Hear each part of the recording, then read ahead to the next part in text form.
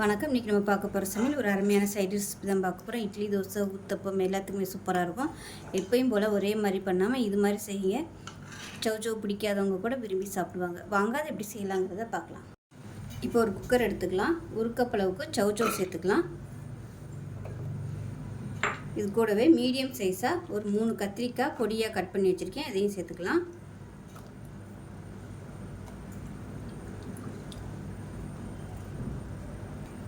இப்போ இதில் பொடியாக கட் பண்ண வெங்காயம் சேர்த்துக்கலாம். நான் வந்து பெரிய வெங்காயம் சேர்த்துருக்கேன். நீங்கள் சின்ன வெங்காயம் கூட சேர்த்துக்கோங்க. பொடியாக கட் பண்ணிவிட்டு சேர்த்துக்கோங்க. இது கூடவே ஒரு 3 பச்சை மிளகா, ஒரு 5-6 பல் பூண்டு சேர்த்துக்கலாம். மீடியம் சைஸாக 2 தக்காளி நல்லா பொடியாக கட் பண்ணி வச்சுருக்கேன். அதையும் சேர்த்துக்கலாம். இது கூடவே பொடியாக கட் பண்ண கொத்தமல்லி இலை ஒரு கைப்பிடி அளவுக்கு சேர்த்துக்கலாம். இப்போ இதில் காரத்துக்கு ஏற்ற மாதிரி மிளகாத்தூள் சேர்த்துக்கலாம். ஒரு 2 டீஸ்பூன் அளவுக்கு மிளகாத்தூள் சேர்த்துக்கலாம். 1/4 டீஸ்பூன் போல் மஞ்சள்தூள் சேர்த்துக்கலாம். 1 டீஸ்பூன் உப்பு சேர்த்துக்கலாம். 1 டீஸ்பூன் வீட்டில் வச்சுருக்க குழம்பு மிளகாத்தூள் சேர்த்துக்கோங்க. இல்லைன்னா வெறும் தனியாத்தூள் கூட சேர்த்துக்கலாம். இப்போ இதில் ஒரு 3 கப் அளவுக்கு தண்ணி சேர்த்துக்கலாம். அதாவது 3 டம்ளர் அளவுக்கு தண்ணி சேர்த்துக்கோங்க. 300 ml அளவு இருக்கும். இப்போ நல்லா கலந்து விட்டுட்டு குக்கரை மூடி வச்சிடலாம். இப்போ குக்கர் மூடியாச்சு. மூடிட்டு கேஸ் ஆன் பண்ணிட்டு நல்லா ஒரு 5 விசில் விட்டுட்டு ஸ்டீம் போனதுக்கப்புறம் பார்க்கலாம். ஒரு விசில் விட்டு ஸ்டீம் போயிடுச்சு. எப்படி இருக்குன்னு பார்க்கலாம்.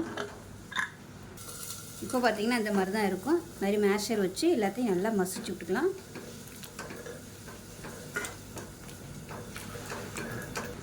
இப்போ பாருங்கள் இந்த அளவுக்கு நல்லா மசிச்சாச்சு. இப்போ இதை தாளித்து விட்டுடலாம்.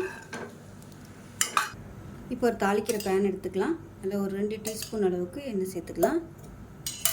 இப்போ அதில் கடுகு 1 டீஸ்பூன், உளுந்து 1 டீஸ்பூன், சீரகம் 1 டீஸ்பூன், ஒரு 3 வரமிளகா சேர்த்துக்கலாம். கிள்ளினதை கருவேப்பிலை சேர்த்துக்கலாம். பெருங்காயம் சேர்த்துக்கலாம். இப்போ இந்த தாளிப்பு இந்த கடைசலில் சேர்த்துக்கலாம்.